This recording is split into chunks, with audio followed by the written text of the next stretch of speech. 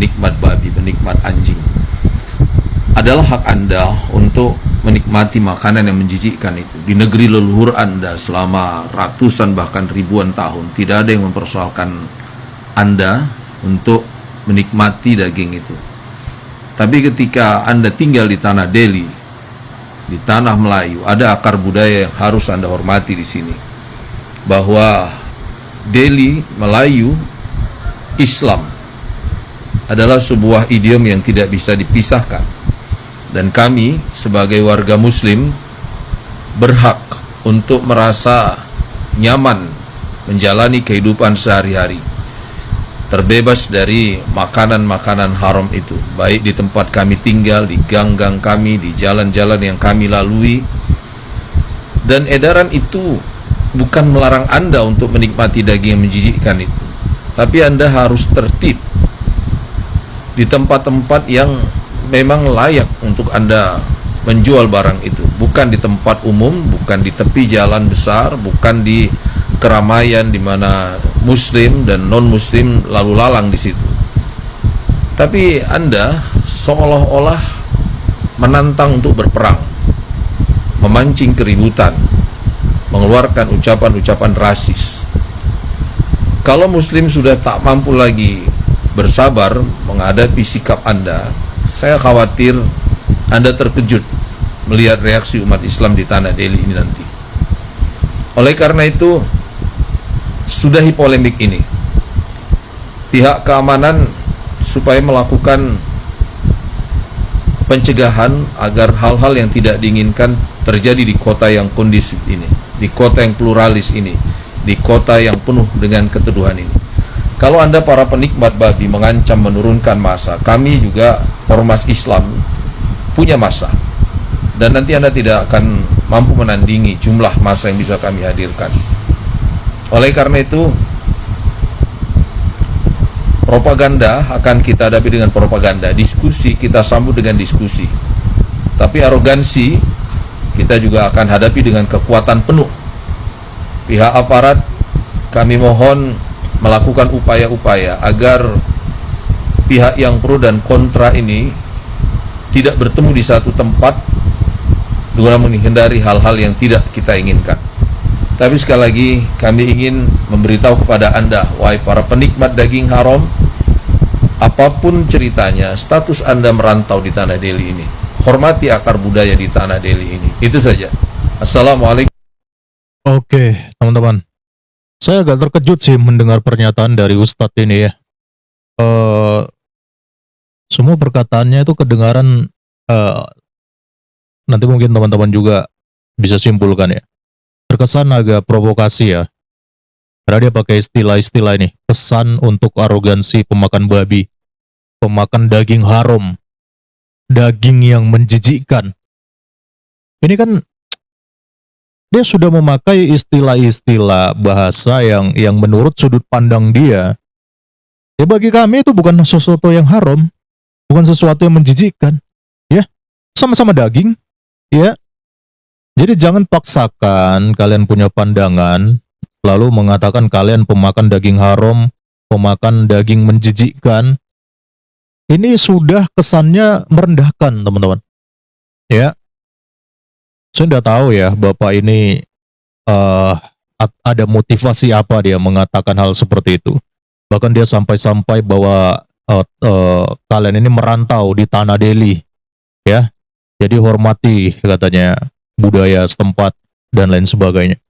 Tapi dari hal ini, kita akhirnya sadar satu hal teman-teman, bahwa masalah penjualan daging babi yang dilarang oleh Wali Kota Medan, itu bukan sekedar masalah estetika. Ya. Kenapa? Karena sasarannya ternyata cuma daging babi atau daging-daging yang diharamkan oleh umat muslim. Kalau ini masalah estetika supaya kota terlihat lebih estetik, rapi, tertib, maka harusnya bukan daging babi doang yang jadi sasaran, tapi semua daging-daging, baik itu daging ayam, daging ikan, harusnya juga mendapatkan porsi yang sama dengan daging babi. Kenapa? Karena kalau masalahnya estetika. Tapi ketika kita mendengar narasi dari Bapak ini, Artinya memang ada satu gerakan ya di balik ini semua yang mana mereka membenci daging babi diperjualbelikan di tempat terbuka. Itulah kenapa kemarin mereka sampai mengultimatum wali kota. Dia bilang katanya 3 kali 24 jam. Kalau lapak-lapak penjualan daging babi ini nggak ditutup, maka katanya mereka siap melakukan sweeping. Akhirnya apa? Wali kota mengeluarkan surat edaran, teman-teman. Jadi jangan bilang ini masalah estetika doang. Tidak. Ada sentimen agama pasti di dalamnya. Apalagi ini bulan puasa. Ya. Jadi begitu. Tapi harapan saya buat kita semua, dan juga khususnya warga Medan, kita jangan sampai terprovokasi dengan apa yang disampaikan oleh Ustadz ini ya. Jangan sampai terprovokasi dengan apa yang disampaikan, walaupun tadi ada istilah-istilah, jangan sampai umat muslim hilang sabar, ya. Jangan kalian kira kalian sendiri yang punya masa, nanti kalau turun masa dari kami, nanti kalian kaget sendiri. Ini kan sudah bahasa-bahasa yang tidak enak didengar ya teman-teman ya. Ya terkesan nanti teman-teman sendirilah yang simpulkan. Ini banyak yang komentar teman-teman. Ada yang bilang begini, terus maumu apa? Dijawab, ini aliansi umat Islam nih.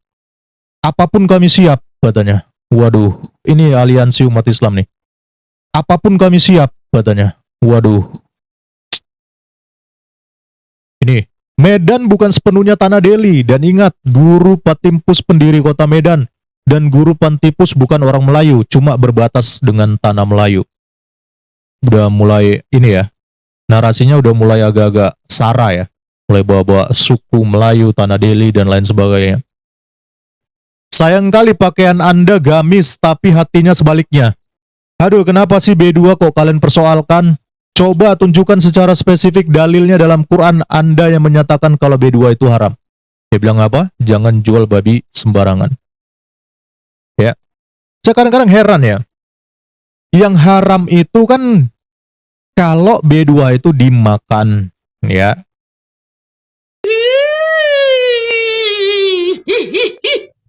Baru semalam dibahas ya kan, demon besar-besaran di Medan kan, karena dilarang menjual daging babi kan. Ini lagi ribut lagi. Kalian tengok dulu di TikTok itu, woi. Kiai apa Ustadz itu yang minta sedekah di Indomaret Medan, dikasih 1.000 perak, Ustadznya marah-marah, malah ribut dia di Indomaret itu karena dikasih 1.000. Katanya tukang sayur aja ngasih 100. Kalian 1.000. Ini pelecehan. Ini penghinaan. Cocok kali. Minta itu tangan di bawah, bukan di atas. Di bawah, bukan di atas. Tahu kau? Hei pengurus masjid, orang itu karyawan, orang itu digaji. Kalau kamu berani minta dari atasannya, jangan dari kawannya. Jadi supaya kamu tahu, dikasih 1.000 itu, ya kan? Dikasih 1.000, ya kan? Itu penghinaan. Kalau aku tahu, kalau aku 500 perak aku kasih. 500 bersyukur dikasih 1.000.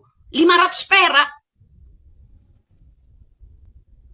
Inilah kelemahan Islam lagi. Kelemahan sedikit-sedikit minta, sedikit-sedikit mengemis, sedikit-sedikit minta. Bangun masjid pun berbulan-bulan. Minta, stopkan motor berbulan-bulan. Sampai macet. Orang Kristen gak ada kayak gitu. Dibangun gerejanya sampai selesai. Anggota yang bekerja sama. Anggota yang gotong royong. Bukan minta-minta. Kayak orang Islam. 1 bulan, 3 bulan di jalan itu terus. Minta-minta. Emangnya orang itu kebanyakan duit? Orang itu pun susah makan. Ini ekonomi di mana-mana sulit. Minggu ke minggu, bulan ke bulan, tahun ke tahun. Ekonomi semakin sulit. Tahunya kalian minta-minta. Gak sadar. Disinilah kelemahan orang Islam. Di sini. Ya, udah berapa kali aku bilang, 21 tahun saya Kristen, 31 tahun saya Islam. Di sini kelemahannya. Gak ada malunya, gak ada harga dirinya. Ya, uang itu yang mau kau sedekahkan sama siapapun itu, mau sama hantu pun itu urusanmu. Ya, kerja. Jangan minta-minta, malu, harga diri. Ini pengurus masjid, pakaiannya ke kiai, tapi minta sedekah-sedekah. Ampun, disinilah kelemahan orang Islam itu, woy. Ya, disinilah kelemahan orang Islam. Apalagi bulan puasa kayak gini, banyaklah itu datang ke rumah ya kan. Assalamualaikum, pura-pura bikin pincang ya kan, pura-pura dipakai bajunya yang koyak-koyak, yang jelek-jelek ya kan, supaya apa? Supaya orang hibah, supaya orang bisa ngasih. Sementara orang pun udah pusing untuk mau dimasakkan sore. Paham kalian, paham? Malu. Disinilah saya, ya, saya sebagai Islam, di sini saya malunya. Malu saya sebagai Islam. Disinilah kejelekan Islam paling nomor 1. Ya, yang Islam yang nggak suka sama saya boleh komen. Tapi ini fakta. Ya, salam waras. Iya, shalom teman-teman semua. Terima kasih sudah menonton video ini dan kiranya video ini bisa menjadi pelajaran bagi kita semua serta mencerdaskan dan menyadarkan kita akan suatu kebenaran.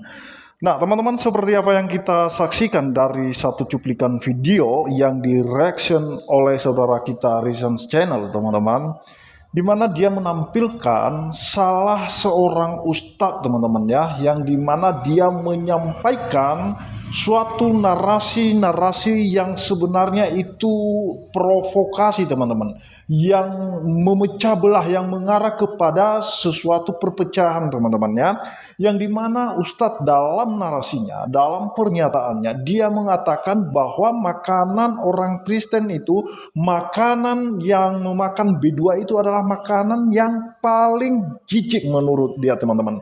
Nah, sedangkan kita, teman-teman, kita tidak pernah menghina makanan mereka.